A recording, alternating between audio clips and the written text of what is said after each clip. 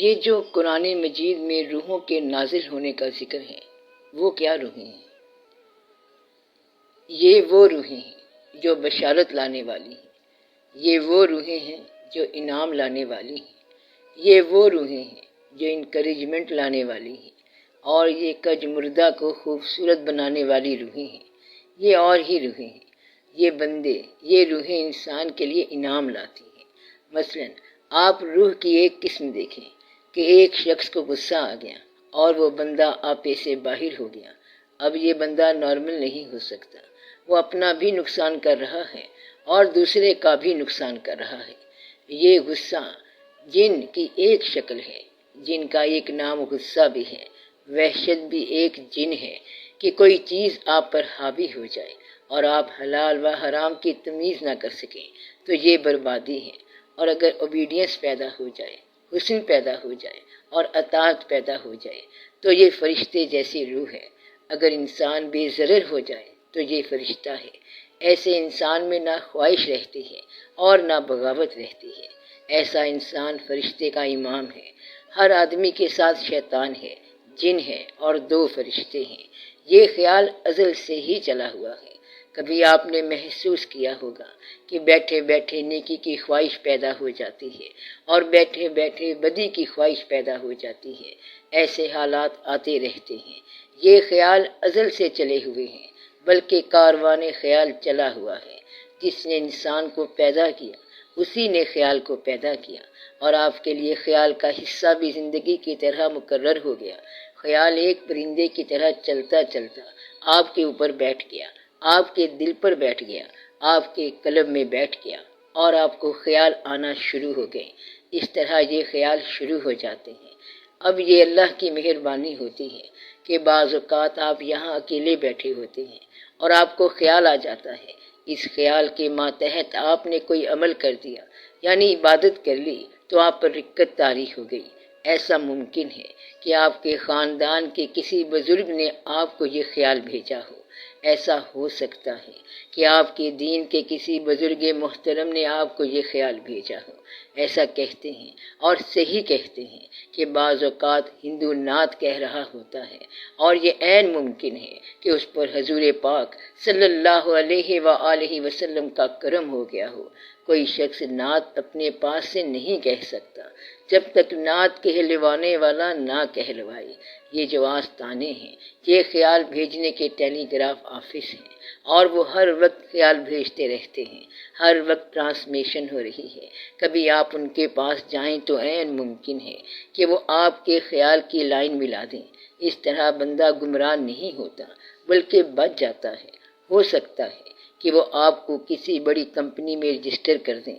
بڑی کمپنی جو ہے، اس میں گزرے ہوئے سارے لوگ ہیں اور اس میں ہی سارا کچھ ہے۔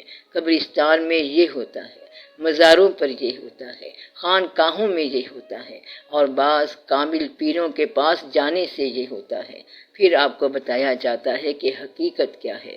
اصل میں یہاں سارے بے وفا ہیں اور سب دھوکہ دینے والے ہیں۔ ایسا معلوم ہوتا ہے کہ آپ کے گھر آنے والے بھی آپ کے گھر کے دشمن نکلے۔ جو محافظ ہوتے ہیں وہی لوٹ لیتے ہیں، یعنی کہ باڑ کھیتی کھا گئی۔ باڑ کھیتی کھا گئی کا مطلب یہ ہے کہ محافظ نے گھر کو کھا لیا، یعنی جس پر بھروسہ کیا تھا وہی تباہ کر گیا۔ میں نے پھولوں کے خواب دیکھے تھے، میرا کانٹوں سے بھر گیا دامن۔ میں نے جینے کی آرزو کی تھی، مجھ کو پہنایا زندگی نے کفن۔ اور یہ کہ میں نے پھولوں کے ہار ڈھونڈے تھے تو کہ آہن بنا دیے کس نے۔ دوستی کو جو ہاتھ اٹھے تھے، اس میں خنجر تھما دیے کس نے۔ یہاں سے ڈسٹربنس ہوتی ہے کہ دوست کے ہاتھ، پیار کرنے والے ہاتھ اور دعا کے لیے اٹھنے والے ہاتھ جو تھے، وہ چاقو لے کر آ گئے۔ جولی سیزر کا نام آپ نے سنا ہوگا۔ جولی سیزر کا نام تو آپ نے سنا ہوگا۔ جولی سیزر کا ایک دوست تھا، اس کا نام تھا بروٹس۔ سیزر بادشاہ کے خلاف جب سازش ہوئی تو اس کے دوست نے کہا کہ وہ اتنا بڑا بادشاہ ہے کہ ہمارا نام ہی مٹا دے گا، اس لیے اس کو ختم کر دو۔ ڈسپیچ کر دو۔ ان میں سے ایک آدمی نے کہا کہ یہ ڈسپیچ نہیں ہو سکتا کیونکہ یہ مافوق الفطرت ہے۔ تو اس کے دوست نے کہا کہ ہے تو بڑا بادشاہ، لیکن یہ مافوق الفطرت نہیں ہے کیونکہ اس کو ایک دفعہ بیماری ہوئی تھی اور مرگی کا دورہ پڑا تھا۔ پھر جب سازش ہوئی تو سب لوگوں نے اس پر حملہ کیا، اس وقت اس کے دوست نے بھی اس کو مارا۔ کہتے ہیں دوست کو اس طرح دیکھ کر سیزر چاقو لگنے سے پہلے مر گیا، اور اس نے کہا ایون یو بروٹس، یعنی بروٹس تم بھی، یعنی اگر مجھے سارے مارتے تو دکھ نہیں تھا، مگر وہ جو اعتماد والا تھا اس نے بھی چاقو اٹھا لیا۔ ایسی حالت میں جینا بیکار ہے۔ تو یہ عام طور پر زندگی میں ہوتا رہتا ہے کہ اپنے پرائے بن جاتے ہیں۔ محبوب اگر خنجر اٹھا لے تو پھر کیا علاج ہے؟ تو آپ پر اللہ تعالیٰ فضل کرے اور اللہ تعالیٰ کے فضل پہ اعتماد رکھا کرو، تاکہ کوئی اعتبار والا اور اعتماد والا دھوکہ نہ دے، اور آپ بھی کسی کے ساتھ دھوکہ نہ کرنا، تاکہ لوگ ٹینشن میں نہ آ جائیں۔ اللہ تعالیٰ آپ لوگوں کو دھوکے سے بچائے، اپنے فضل میں رکھے اور اپنا سہارا قائم رکھے، امید قائم رکھے اور سجدہ کرنے کی صلاحیت قائم رکھے، آمین۔ جس کی پیشانی میں سجدے کی خواہش ہے وہ شخص پریشان نہیں ہوتا۔ اگر پریشانی آئے تو سجدہ کر لو، پھر پریشانی ختم ہو جائے گی۔ سجدے کے معنی ہیں ایبسولوٹ سرنڈر، یعنی خود کو مکمل طور پر اس کے سپرد کر دینا اور اس کے حوالے کر دینا۔ جن کیا ہوتا ہے؟ اور کچھ لوگ کہتے ہیں کہ جنات کا کوئی وجود نہیں۔ لوگ یہ بھی کہتے ہیں کہ کوئی طاقت والا یا ایکشن والا انسان جن کہلاتا ہے۔ کوئی مشین جو بڑا کام کرتی ہو جن ہی ہے، مثلا چھپائی والی مشین۔ اصل میں جن جو ہے وہ اللہ تعالیٰ کی بنائی ہوئی مخلوق کا نام ہے، مگر قرآن مجید میں ہے کہ من الجنۃ والناس، وہ انسانوں میں سے ہے یا جنوں میں سے ہے۔ تو یہ بات واضح ہے کہ جن جو ہے وہ انسان کے علاوہ کوئی مخلوق ہے۔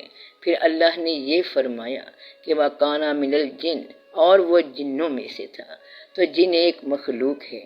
پھر اللہ نے فرمایا یا معاشر الجن والانس ان استطعتم ان تنفذوا من اقطار السماوات والارض فانفذوا الا تنفذون الا بسلطان۔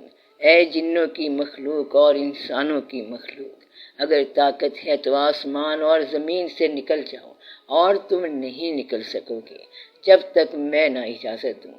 تو ثابت یہ ہوا کہ جن ایک مخلوق ہے۔ سر کبھی کبھی بغیر کسی وجہ کے خوف کا احساس ہوتا ہے، تو وہ کیا ہوتا ہے؟ خوف دو کیفیات پیدا کرتا ہے، ایک تو یہ بگاڑ پیدا کرتا ہے اور ایک اطاعت پیدا کرتا ہے۔ اگر کسی بزرگ ہستی کی طرف سے دیا ہوا خوف ہے تو پھر اس سے آپ میں اطاعت پیدا ہو جائے گی۔ دوسرے خوف کا تعلق آنے والے زمانے سے ہوتا ہے۔ خوف کا ہیلدی ایفیکٹ یہ ہے کہ وہ آپ کو باغی ہونے سے بچائے گا۔ جس شخص کو خوف آ گیا وہ باغی نہیں ہوگا۔ خوف کسی بد اعمالی کی سزا بھی ہے۔ جن لوگوں پر اللہ تعالیٰ کا فضل ہو جاتا ہے تو پھر وہ کہتے ہیں لا خوف علیہم ولا ہم یحزنون۔ اللہ دو کاموں سے بندوں کو بچاتا ہے کہ آنے والے واقعات کا اندیشہ کوئی نہیں رہتا اور گزرے ہوئے کا ڈر کوئی نہیں ہوتا ہے، کیونکہ گزرے ہوئے پر انہوں نے توبہ کر لی اور اللہ کے حوالے کر دیا کہ جو ہوگا بہتر ہوگا۔ اس لیے یہ ان کے شان میں بیان ہے کہ لا خوف علیہم ولا ہم یحزنون، یعنی انہیں نہ آنے والی چیز کا ڈر ہے اور نہ ہی گزرے ہوئے زمانے کا ڈر ہے، کیونکہ وہ جانتے ہیں کہ اب جو ہو گیا ہے وہ گرفت میں نہیں آئے گا، کیونکہ ہم نے توبہ کر لی ہے، اور جو آنے والا ہے اس کو ہم نے اللہ پر چھوڑ دیا ہے کہ جو آئے گا انشاءاللہ تعالیٰ بہتر ہی آئے گا۔ بندہ بہتر ہو جائے تو واقعات بہتر ہو جاتے ہیں اور حالات بہتر ہو جاتے ہیں۔ بندہ اگر بد ہے تو بادشاہ بن کر بھی بد رہے گا۔ کتنے ہی بادشاہ ہیں جن کو آپ برا کہتے ہیں، آدھا ملک بادشاہ کو ہمیشہ ہی برا کہتا ہے۔ تو مطلب یہ ہوا کہ دنیاوی عزت کوئی شے نہیں ہے، اللہ تعالیٰ مہربانی کرے تو عزت بنتی ہے۔ مثلا قائد اعظم کو عزت ملی اور بڑی عزت ملی، اس کے بعد کسی کو بھی عزت نہیں ملی۔ اب اللہ اپنا فضل کرے، آمین۔